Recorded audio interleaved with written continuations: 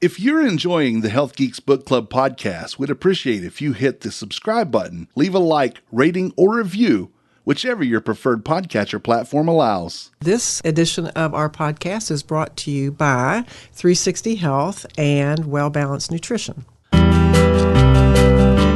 Welcome to the Heath Geeks Book Club podcast. Listen in as Kristen Norton and Eleanor Russell review all those great health and wellness books you've been wanting to read or you have read and want to talk about.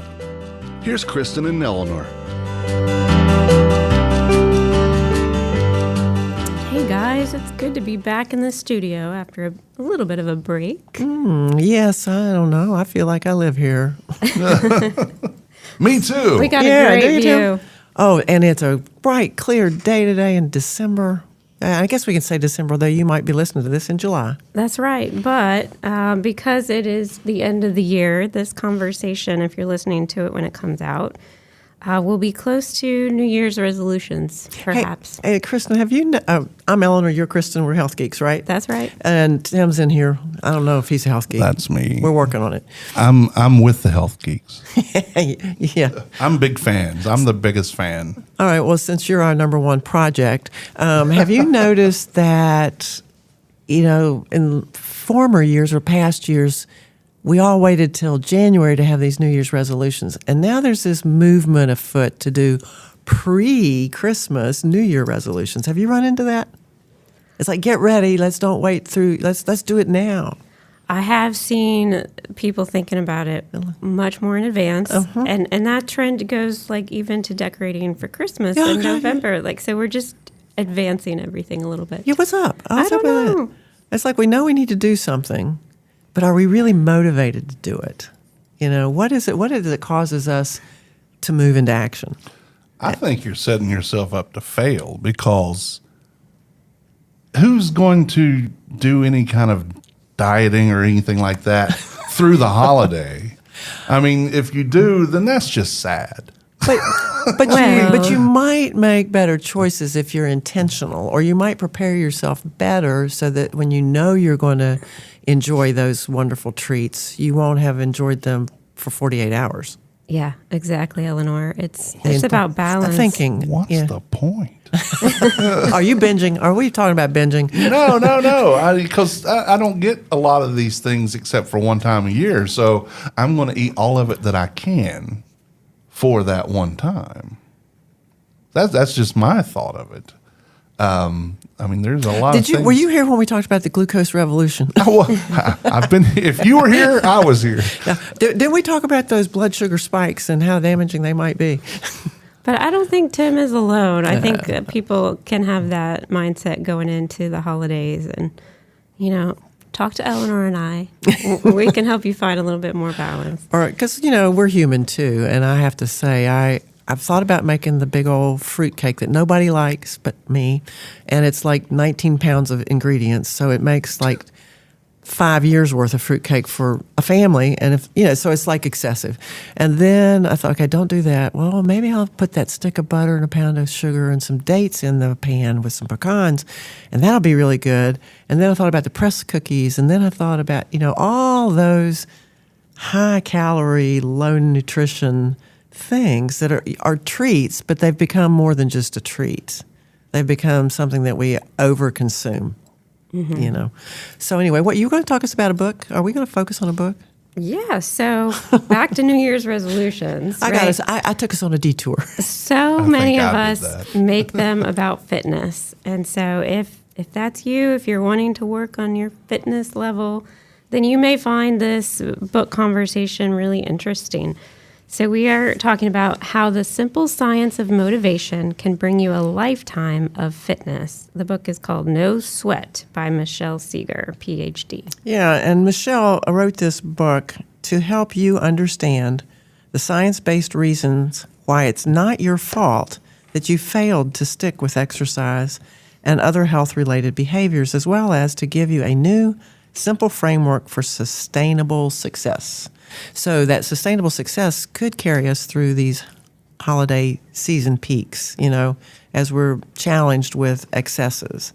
So who is Michelle? Well, Michelle, as Kristen, you said she had a PhD. she is a product of the University of Michigan. She got her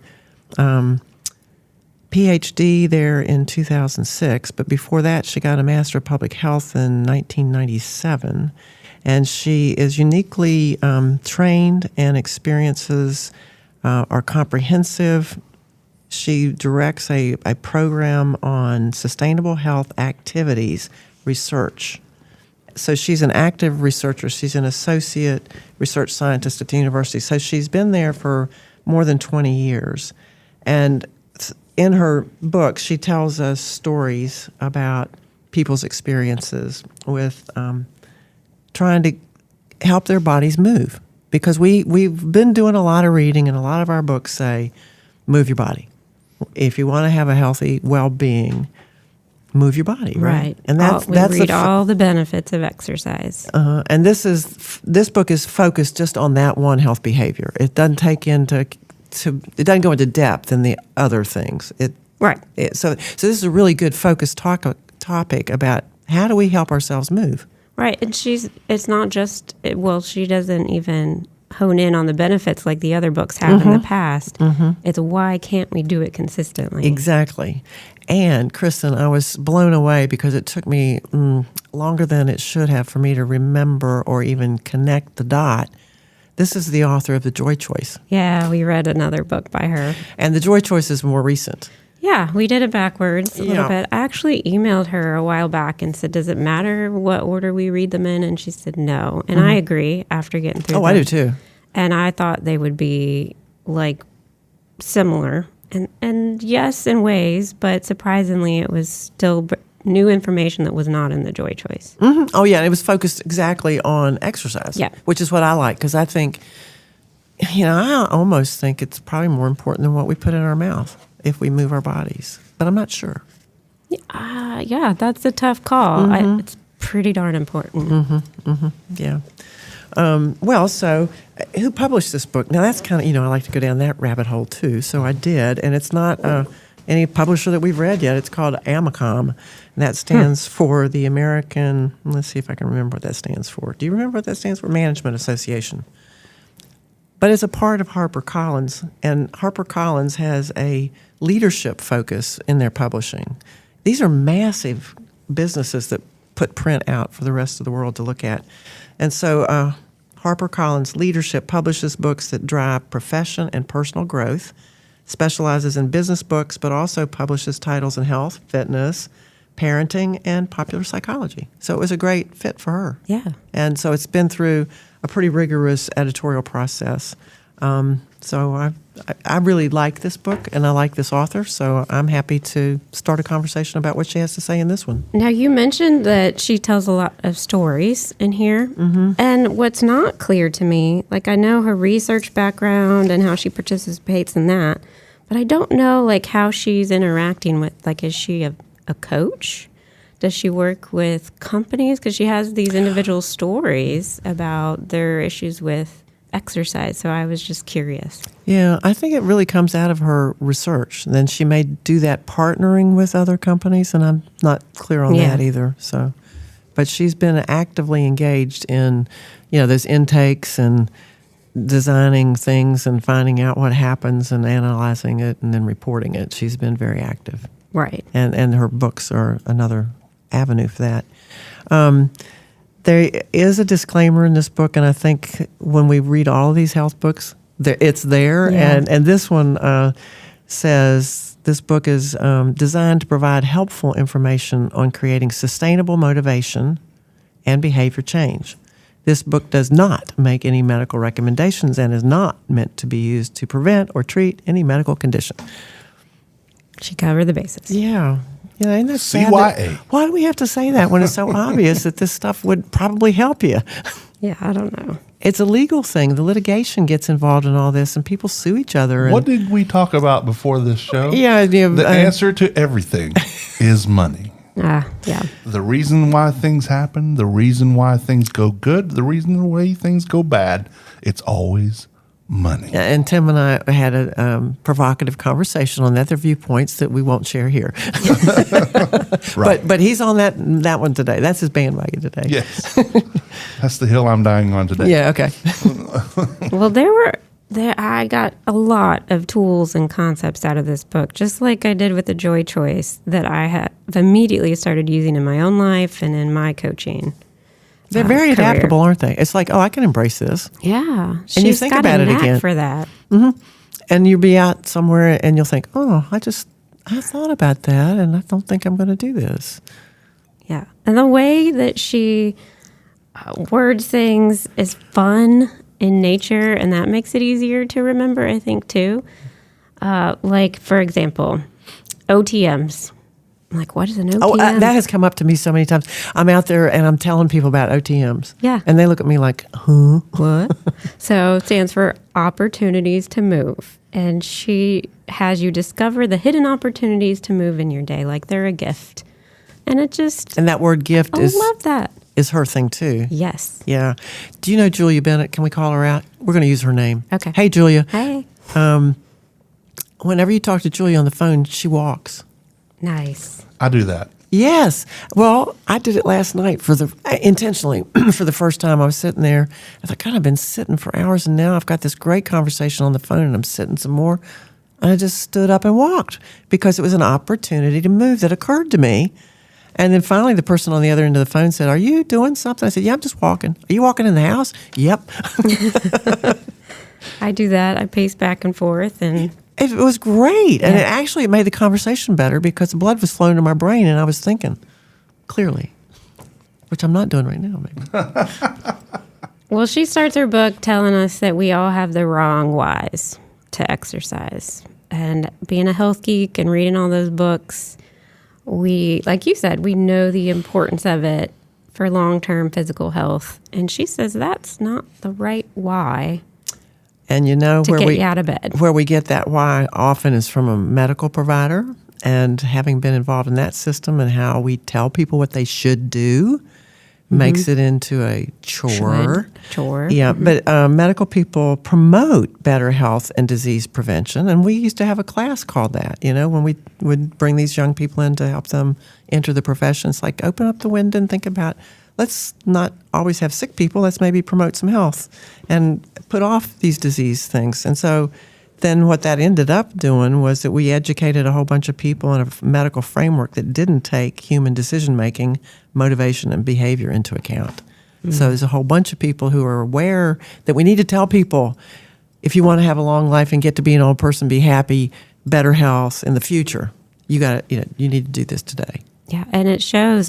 Everybody that I talk to says I should do this more often. Don't should on yourself. That's right. She says that word is a sign that you're thinking about these outside expectations.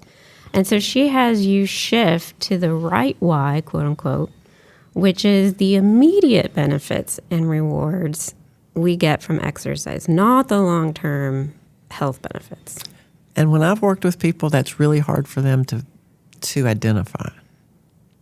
It takes some really stopping and thinking about, okay, what would make me feel good right now?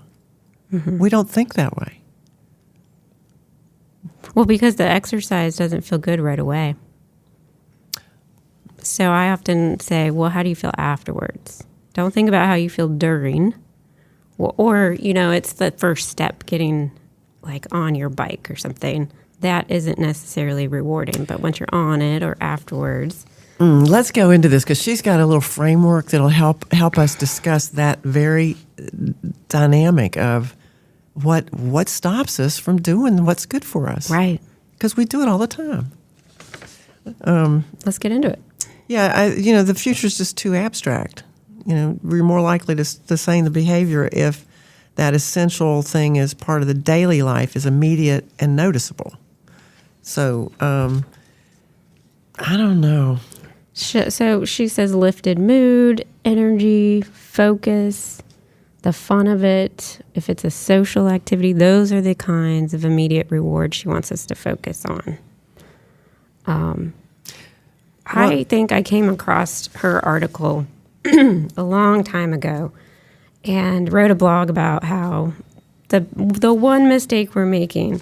And so it was all about how you're labeling what you're doing as exercise, and you could label it as Fun. Fun, like my forest bathing or my mental health walk or whatever fun name you want to come up with. It reminds you of those immediate benefits rather than the chore part of exercise. She has a framework called MAPS. Oh yeah. Can we kind of go through that? Because I didn't take good notes on that. Well, I think it's pretty straightforward. The MAPS is like her OTM, opportunities to move. She did this in the other book too. A lot of these little acronym things. Yeah. But MAPS stands for a framework that she said she was going to give us to help us get to this sustainable effort. And her mantra through this thing is, what sustains us, we will sustain.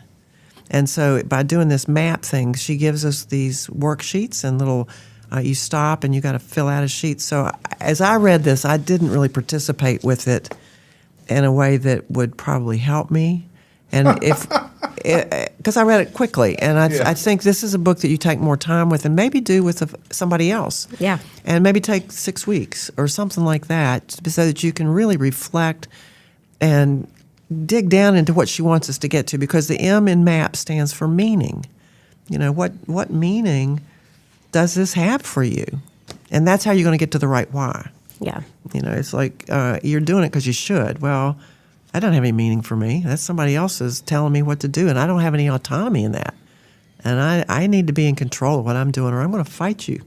And we've seen that in some of these other books that we've read. Yeah. The autonomy is important. Absolutely. It's totally different when you're doing something because this is an outside expectation versus I'm doing this because I want to and I choose to, and my day is not going to be the same if I don't. Right, and that gets you to, I like the day better another way. Yeah. Yeah, so I do that's an immediate response. If I do this, this afternoon's going to go a lot smoother. Or I'm going to get sleep tonight. Right. Yes, and that's going to feel good. And that's an immediate right now I'm going to get the benefit. But it's going to have long-term advantage. Exactly. If I sustain it. And she also mentions that maybe you're not choosing an activity that produces those results you're looking for, those immediate benefits. So look for another opportunity that is fun, is enjoyable. One girl took up rollerblading to work. She said she never felt more free and like herself in the world. But because she had that other view of exercise, that it should look this certain way, she didn't even give that an opportunity, a second thought, until she met with Michelle and was like, oh, I can do other ways. I could exercise in other ways. And that's why I think taking a little more time with this and filling out these things, because you got to get down to it. She calls it, it's your move. Yeah. And then she asks you some pivotal questions. And one of them is, you do a belief check. Do you really believe this or not? What do you believe about exercise? And then do you have some history with exercise that has conditioned you to not like it and not want to do it?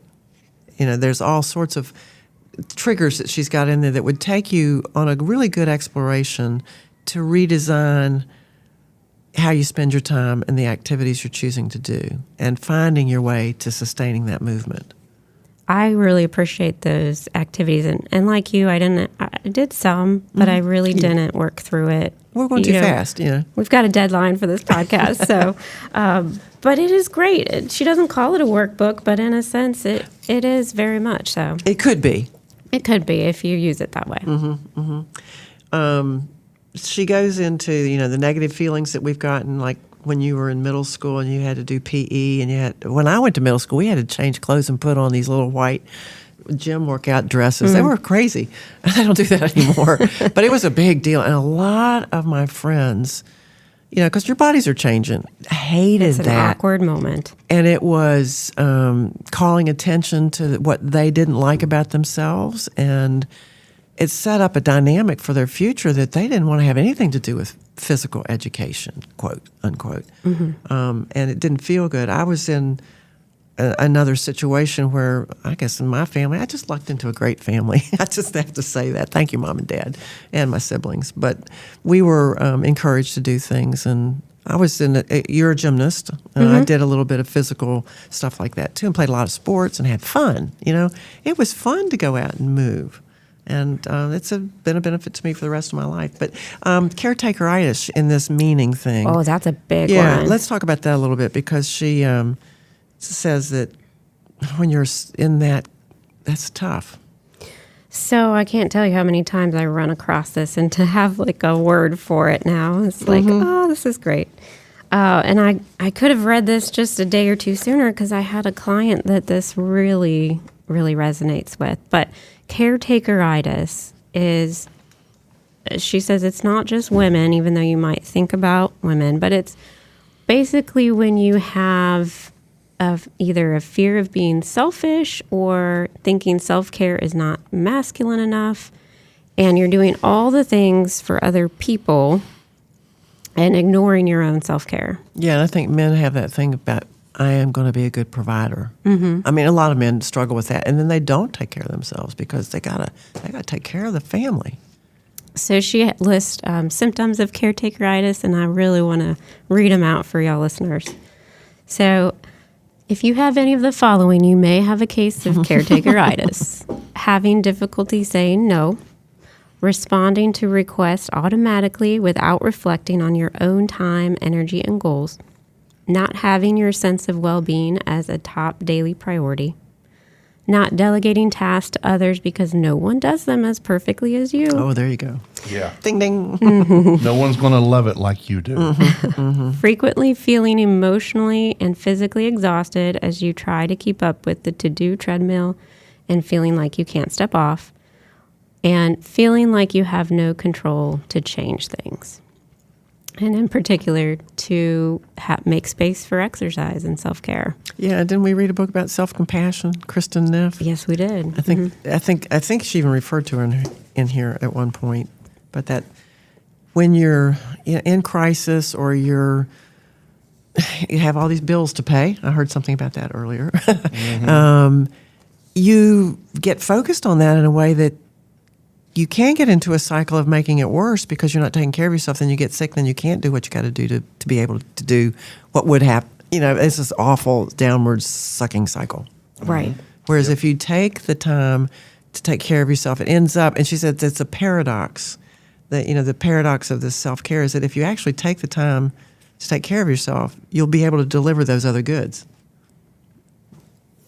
Yeah, I wish I could recall more of the advice she has, but if that is an issue that you are dealing with, I recommend this book because she gives examples of people who were able to overcome that, and we're so happy that they did make time for self-care. And I think when you've got caretakeritis, you're like, no, it won't be worth it, and I'm stuck right where I'm at. But I think that chapter was really promising. Yeah. One of the other things that I thought, she lurches into the idea of addiction a little bit because she says to-do lists can be addictive. And, so many people are hooked on their to-do lists. They're long. I got 30 things on my to-do list. Well, I asked a lady the other day what got in the way of exercise, and she said her to-do list and laundry. So we get this idea that these other things are so much more important than our own self-care. And that kind of brings us to the self-care hierarchy that I've also used quite a bit, where she has you list about 4 things in a triangle, and at the base is the non-negotiable self-care behavior, that without this, your day is not likely to go well. And it was interesting because she listed hers and her husband's. I loved it, yeah. And it was very different, and it shows us that it's okay to have different hierarchy of self-care needs. So her husband's at the bottom was physical activity, followed by sleep, eat well, and ESPN was on the top. Yeah, and think of a pyramid as Yes. Kristen's talking about this. Less time on ESPN than physical activity, but it's something he needs. Exactly. And then hers is sleep, eat well, physical activity, and meditation at the top. So while he really wants to get that physical activity in, even more so than sleep, he might have an easier time waking up early to exercise. Whereas she really doesn't feel well unless she gets her good sleep. So I just think that's a great tool for understanding what makes you tick and gives you that autonomy to make decisions about self-care and exercise that makes sense to you. Yeah, and she gives you a worksheet to help you figure that out. Yeah. Because it's not going to just jump in your head immediately. Right, and it could change as you start to think about it. Yeah, but they say by the time we're mature adults, our beliefs and belief systems about self-care have mapped our brains, forming neural connections and pathways that our thoughts follow automatically and unconsciously, creating our self-care mindset. So we've got to rewire that so that it has a better pathway, if we're struggling with that. Right. Some of us may be okay with that one. Well, and I think the worksheets or activities she has you do will get you to that point of reworking what you think about it. Mm-hmm. She has some takeaways at the end of each chapter so that even if you don't want to read the whole book, you can kind of jump to those and get a really good summary of points that make you think. So I like the way she organized the book. It is readable. Her language is good, easy to follow. Mm-hmm. She has a plan, though, where there's a phase 1, a phase 2, and a phase 3 to go through, where you plan and preview, and then you negotiate into action, and then you use non-judgmental evaluation and recalibration. That idea of being compassionate with yourself is going to lead us to the sustainability of her ideas. Right. I feel like it was, in the beginning, you're addressing your beliefs and the barriers and your whys, the things that can hold you back from exercise. And then on the back end of the book is, all right, now how do we put this into action and keep it going and reevaluate? So I loved the negotiation strategies back there, some of which, give physical activity clout. Mm-hmm. Plan logistically for the week. Respond to the week. That I thought was critical. It's not like for the year or for your life. It's this week. Yeah. And week to week it can change. Yeah, and we've had planners. We've talked about organizational planners, and some of these planners are kind of getting that message to help you look at your week and just say, just this week. What are we going to plan this week? Right. Yep. Where can I fit it in? Mm-hmm. Respond to challenges mindfully without added angst. Bring friends and family on board. I love that one, right? Like, I encouraged the chamber, our chamber, to start a net walking group. Yes, you did. Because I think it's great to get out and walk and network at the same time, because a lot of times we're doing business over lunch or a meal or drinks, and why not do it over walking? And money. And this was not an expensive network opportunity. So the others are use if-then planning. Mm-hmm. So, if something comes up, you know exactly what your plan would be. And I think that's what she developed in her other book, The Joy Choice, because she was saying there's a predictable unpredictability of life, and you've got to understand that. So when that unpredictable thing shows up, you've got a plan. Then. And you stop yourself, and she says, pause, Yeah, the perfectly imperfect option. What would you do then? Yeah. Dance with your challenges and be flexible. I think that goes along with the pop too. Mm-hmm. Hesitate before responding. This is one of my favorites. Hesitate before responding to a request. Allow yourself time to think through your needs. This is where I wish I had read it before I was talking to that client with caretaker-itis. Because we were talking about, okay, how do we say no when we need to? But I like this even more. She's not saying you have to say no, per se. You're just hesitating so you can think through it. Like, let me think about that and get back to you on that answer. And then when you have that time, you can think, okay, how can I be flexible? How important is this? Can I invite them into my exercise? Can I change my exercise routine? It just gives you that room to negotiate, I guess, what you might do next. Yeah. And a lot of us like to say yes immediately because it's novel and new and exciting and it looks good, because we haven't taken the time to think it through. Or we don't want to disappoint people. Well, that's the people pleaser issue as well. You know what other book I was thinking of when I had this conversation was Essentialism? Mm-hmm. Because he has that part in there where, at first, when you say no, they might be disappointed, but then they're going to have even more respect for you because your boundaries and your priorities are set. Mm-hmm. Yeah. So I thought of that. Okay. There's a couple more. I'll list them real quick. Listen to your body's messages. Learn the links. Notice how your choices influence what matters most. And then evaluate and recalibrate with compassion and non-judgment.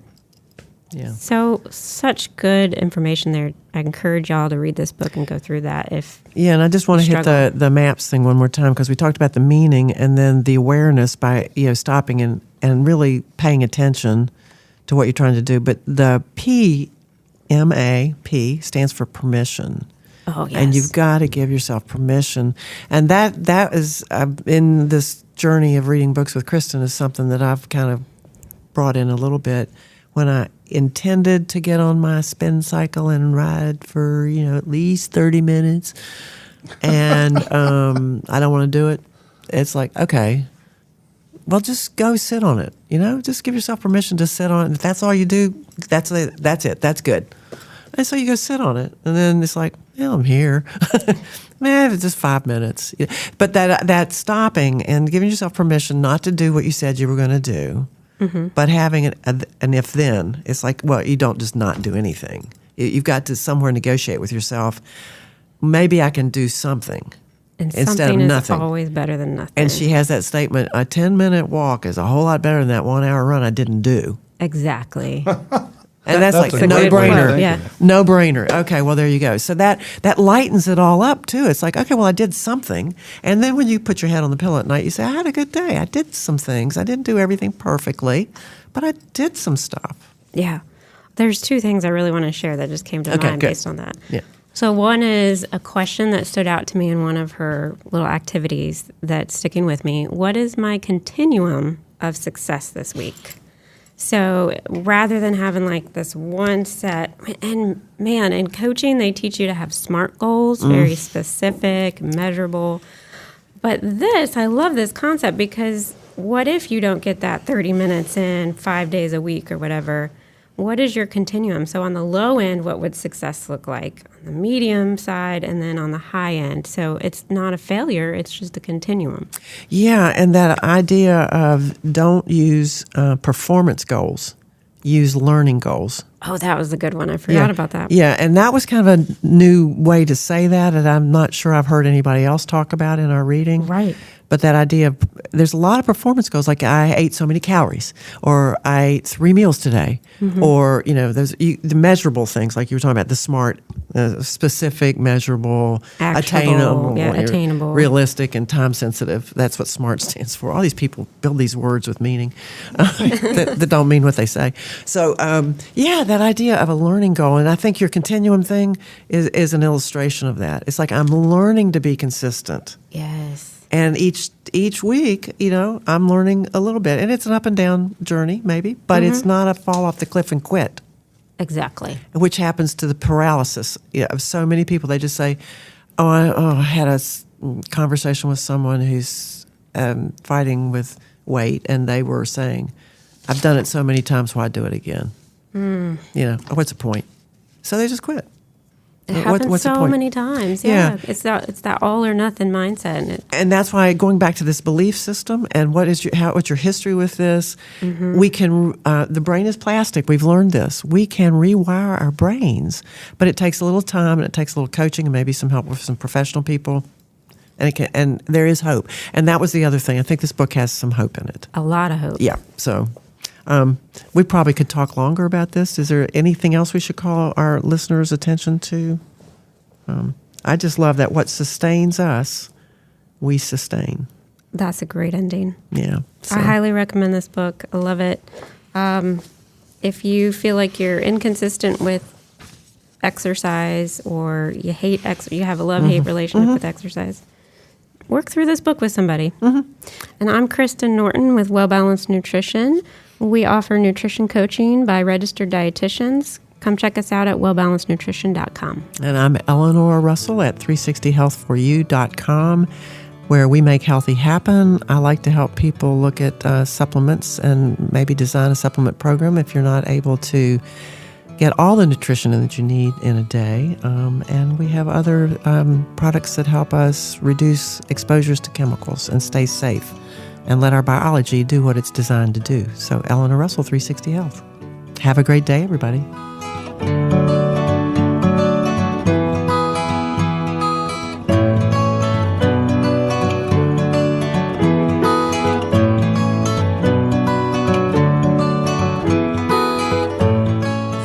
And opinions stated in this podcast are solely those of the contributors and are not necessarily those of our distributors or hosting company.